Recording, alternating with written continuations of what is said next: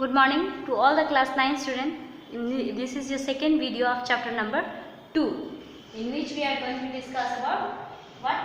Saturated solution and unsaturated solution. We will discuss about the saturated solutions and unsaturated solutions, solubility, physical change and chemical change. So, for few topics are left to be discussed.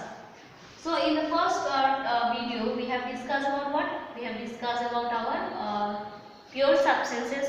Matter is not so pure. It is classified into mixtures and compounds, pure substances and impure substances. So, pure substances is elements and compounds, and mixtures is also classified into two types, that is homogeneous mixtures and heterogeneous mixtures. That all we have discussed. Now, we will discuss about saturated and unsaturated solutions. Saturated solution means what? A solution in which more quantity of solute can be dissolved without raising its temperature is called as your unsaturated solution. And now saturated solution is what? A solution in which no more solute can be dissolved at that temperature is called as your saturated solution. That means what? At a constant temperature. For saturated solution we need a constant temperature, and for unsaturated solution the temperature is not constant. That means we have to, without raising, the salt solutions cannot be dissolved.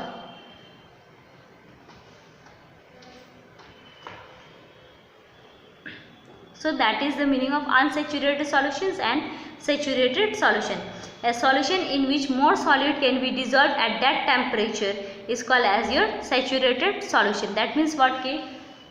Suppose the temperature is 30 degrees Celsius and we are making the salt solution.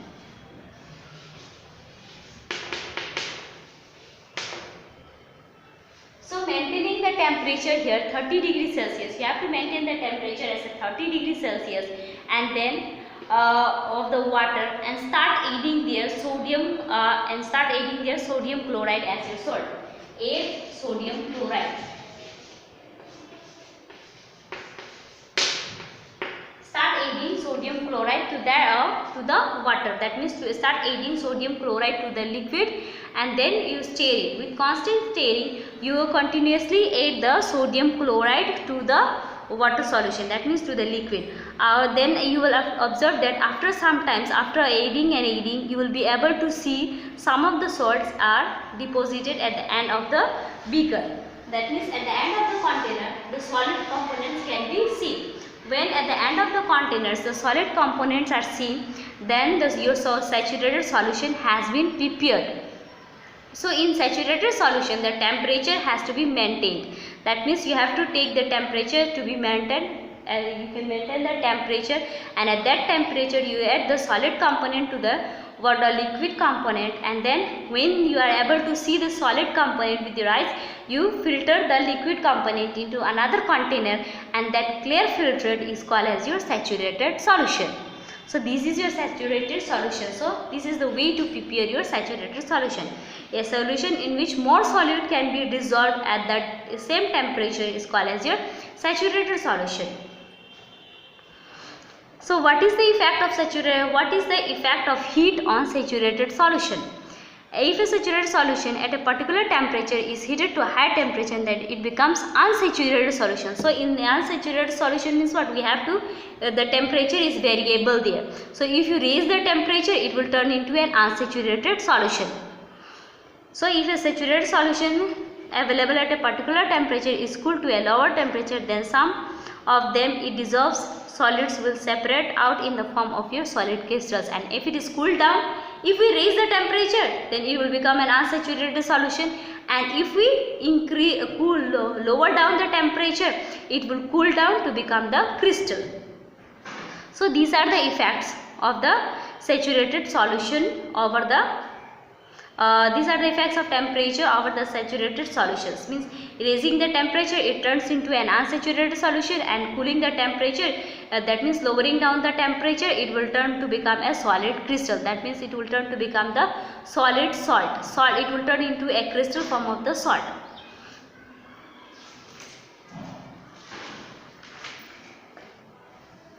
Now we'll discuss about solubility. What do we mean by solubility?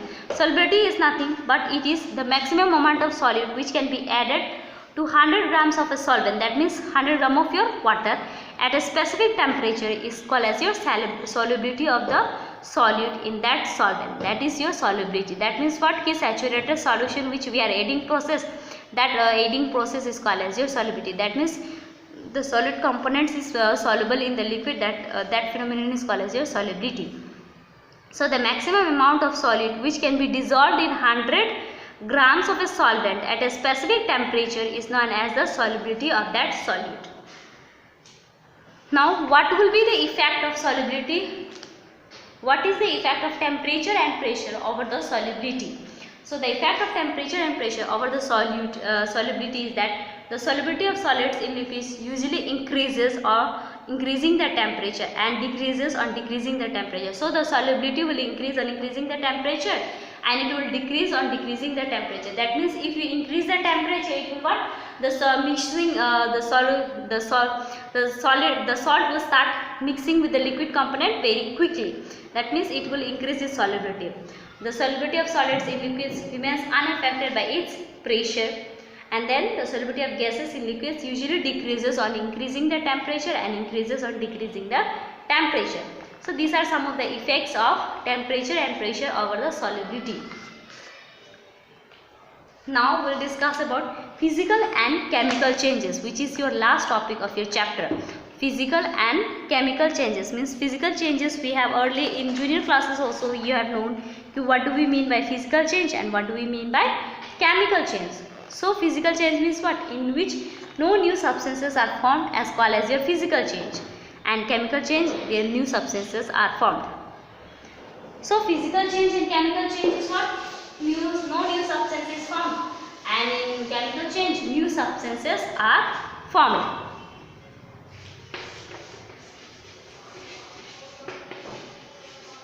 Physical change,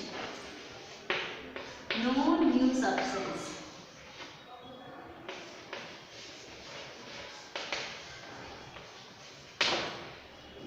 So in physical change no new substances are formed. Those substances in which no new substances are formed are called as your physical change. Example is your freezing of water, boiling of water, making a solution, glowing of an electric bulb and breaking of a glass tumbler. All these are your physical changes. So in physical changes the substances involved do not change their identity. They can be easily returned to its original form by some physical process. This means that physical changes can be easily reversed. The changes in which physical state, size and shape of a substance are physically changes. So these are the ones. So physical changes are your reversible changes. Physical are reversible in nature. Reversible. So physical are what? They are reversible in nature. So physical changes are always reversible in nature. We can change the shape and size.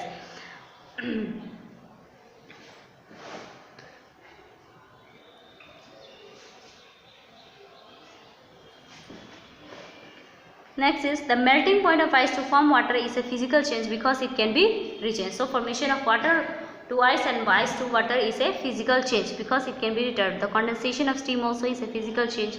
Glowing a bulb also, that means switch on off. All these are examples of your physical change. The physical changes are temporary changes which can be reversed easily to form the original substances. The breaking of a glass tumbler is also a physical change.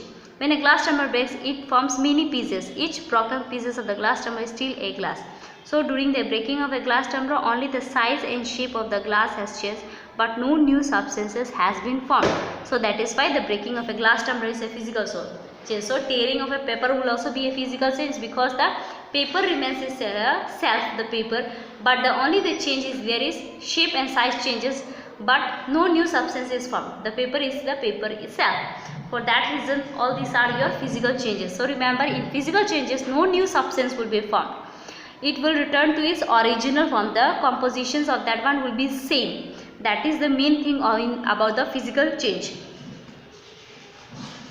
And now the chemical change. Chemical change means what? New substances are formed. In chemical change, new substance is formed, and it will be irreversible in nature.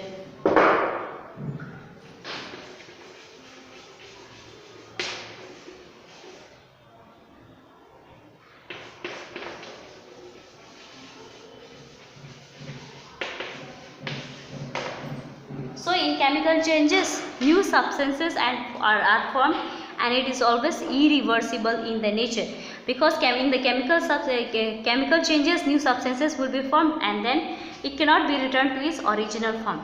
So for that reason, it is irreversible in nature. Example is burning of a magnesium, burning of paper, rusting of iron, ripening of fruits, formation of curd from the milk, cooking of food. All these are examples of your chemical changes.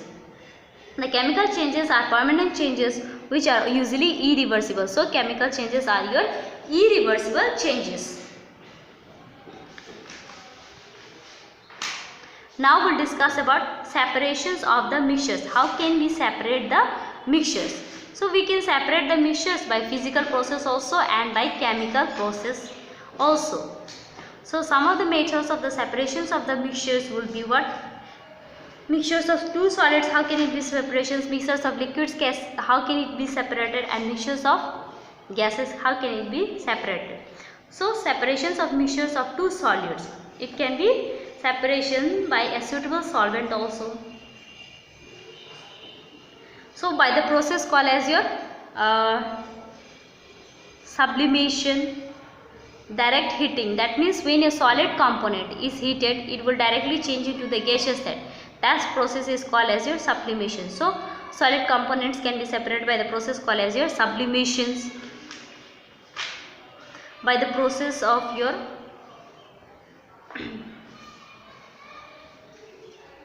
magnetic separation is also there. So solid components can also be, when some iron fillings are mixed with the sulfur powder, you can separate that one by with the help of the magnet. So mixtures can be separated by the process with the help of magnetic separations also. Separation of scrap of iron with the magnetic separation is possible. That is of the solid components. Now separation of mixture of a solid and liquid. So separation of mixture of a solid and liquid can be done by the filtration, centrifugation, evaporation, crystallization, chromatography, and by distillation. So there are 6 methods to separate the mixture of a solid and liquid. So first we'll discuss how can we say, that is filtration. Filtration is nothing but direct separations of the liquid solution, solid and liquid solution, with the help of the filter paper. That process is called as your filtration. Next is your centrifugation. What is centrifugation? So centrifugation means what? Separations of the mixture with the help of a centrifuge machine is called as your centrifugation mixture, and that is usually done in the cases of the milk solution, in which the size of the particle is little bit bigger. The centrifuge machine is a special kind of machine which is used for separating of the solid components. Centrifugation is the method for separating the suspended particles of a substance from a liquid in which the mixture is rotated at a high speed in a centrifuge. We can separate the clay particles suspended in water very rapidly by the method of centrifugation, and even of the milk. And separation of cream from milk is also done by the method of your centrifugation. Then evaporation, you know what do we mean by evaporation? That means heating of the water components in which, and then only the solid components will be left there. Then crystallization. We have crystallization means what? The process of cooling a hot concentrated solution of a substance to obtain the crystal is called as your crystallization. That means the process of cooling a hot substance, that means if a salt is there and you have cooled down to its very low temperature, the solution will turn into a crystal. So only the salt component will be there and water will be freezes out. That is called as your crystallization process. That means heating and then vaporizing the water, and at the last only solid components will be there.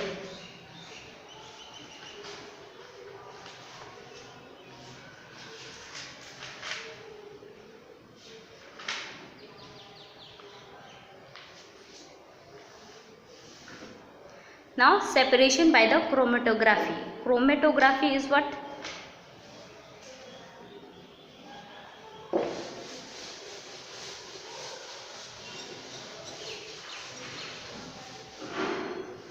Chromatography technique is mainly used for the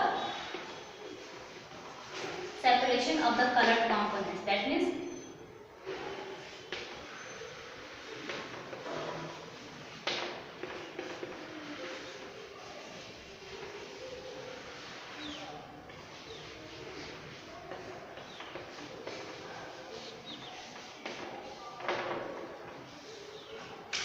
chromatography technique is mainly used for the separation of your colored components. That means the dye. Chromatography is a technique of separating two solute dissolves which are present in a solution in very small quantities. There are many types of chromatography, but the simplest form is your paper chromatography. This separation is based on the fact that two substances are soluble in the same solvent, but their solubilities may be different. So paper chromatography is the common technique for the separation of the liquid components, in which both the components are in the liquid nature, but their solubility is different from each other. So that kind of technique is used for separating them, and that technique is called as your chromatography technique, which is given in your page number 96. You can refer the technique of the chromatography. So chromatography technique is mainly used for separating of the color dyes. You will that is done what you have to cut down the strip of a paper and then put it with the big vessel and observe it after 2 to 3 days. You will be observing the change of the length in the color paper will be obtained there. Then separation by distillation. So distillation is what? Distillation is the process of heating of liquid to form vapor and then cooling the vapor to get back liquid is called as your distillation process. So heating of the liquid to vapor and then again cooling of the liquid vapor to liquid is called as your distillation process. And distillation process is mainly done for the separation of what kind of particles? It is done for your sea water, for separations of the sea water, and even for the separation in distillation process we have the fractional distillation, which is done for the oil components, petroleum, kerosene, vaseline, all these kinds of oils are obtained by the process of your fractional distillation, which comes under your distillation process depending upon the different boiling points and their immiscibility in nature. So by the process of fractional distillation and by using a separating funnel, we can separate the two liquids which are soluble with each other. Example, we can separate mixture of alcohol and water also. Even the oily components can be separated by the process of fractional distillations. Air can also be separated and so on. By the use of funnel also we can separate. So there are many methods depending upon the what kind of mixture is there. Different techniques and methods are used for the separation of the mixtures. So there are various techniques are given in your book. You can go through your book so that you will be able to understand. It is given very in precise and detailed form. With this we end with our chapter number 2.